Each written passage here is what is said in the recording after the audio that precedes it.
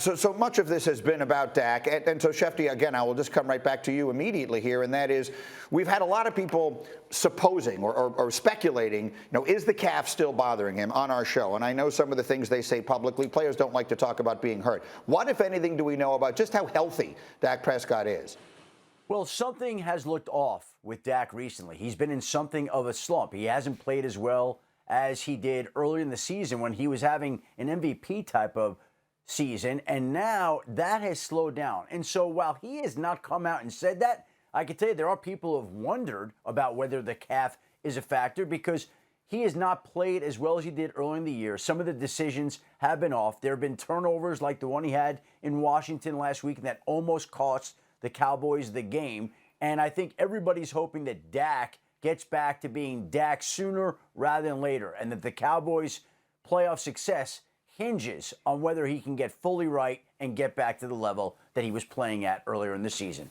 I think that's right because, Bart, as you watch him play, Dak is not your quintessential running quarterback, right. But that is a piece of his puzzle. Pardon me. It's something that he does very effectively, running for first downs and all that. And he seems hesitant to do that right now as you watch them. I think that's one of the things that is leading people to wonder about just how healthy he is. Well, when you think about soft tissue injuries, those are things that's going to nag you from the entire season. Those are things that heal in the offseason. But listen, everybody's injured right now. And what he has to do, if he is compromised from a calf and he can't run, he's going to have to find a way to compensate. We're not complaining or making excuses for Aaron Rodgers because he's playing well. Last year we saw Patrick Mahomes who needed the surgery on his foot. That's football. That's what it's about. It's a battle of attrition. And with the extra game, that's what it's going to come down to. But I still have tremendous faith in this team. They're going to be able to win, and they're going to be able to play at a high level. They have the personnel to win ugly if they have to. How about the Dak of it all, D-Wood? As you watch him right now, there's a guy who we were talking about as a potential MVP in October. What does it look like to you now? Yeah, it looks like Dak is a little compromised. I think people say that Dak has never been like a Kyler Murray type of guy, but he's a guy that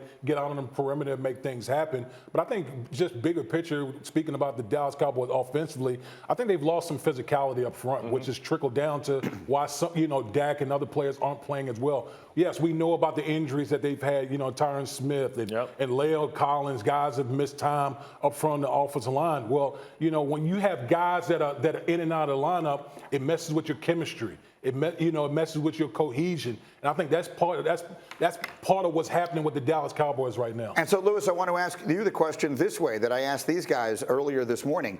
The best teams in the NFC feel like they're rising right now. You had the Rams on Monday night; they look really good. Obviously, the Cardinals have been good this year. The Packers are playing as well as anybody. The Bucs are playing as well as anybody at the right time of year. Is Dallas in that mix? And when I ask you who are the best teams of the NFC, is Dallas still one of them? From a talent perspective, yeah. From an execution perspective right now, obviously, no. But, it's always a work in progress, Granny. The season has its inevitable ebbs and flows. You don't want to be ebbing at this time of year. You want to be flowing, that's for sure. And some of these other teams are. But you can never count them out simply because they have the players. But as Bart had alluded to, it's about finding your rhythm at this point in time. It's about being mentally dialed in and having to fight through some of the aches and pains that you have for the greater good and making sure that you are hitting on all cylinders as you move into the postseason. Those other teams that you talked about, look, they're not all totally healthy. Green Bay's not totally healthy. Tampa Bay's not totally healthy. Tampa Bay's been fighting through adversity through the middle part of the season for weeks. They were down their entire secondary damn near. So, everybody is going through this, and Dallas is going through it right now.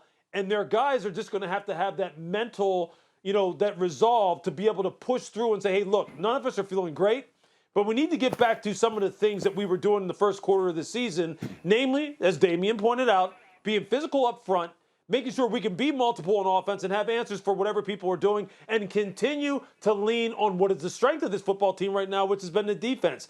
They're going to have to recognize that and be aware of the fact that, hey, the offense is trying to figure some things out. We need to keep turning the football over, giving them short fields. Micah Parsons has to continue to do what he's doing so we can continue moving along, and hopefully we hit our stride once January comes around. It is amazing. If you had told me we'd be calling the Dallas Cowboys defense the strength of their team in December, I would have laughed at you, but that is unquestionably the case. All right, no laughing matter in Jacksonville. When we can Thank you for watching ESPN on YouTube. For live streaming sports and premium content, subscribe to ESPN+.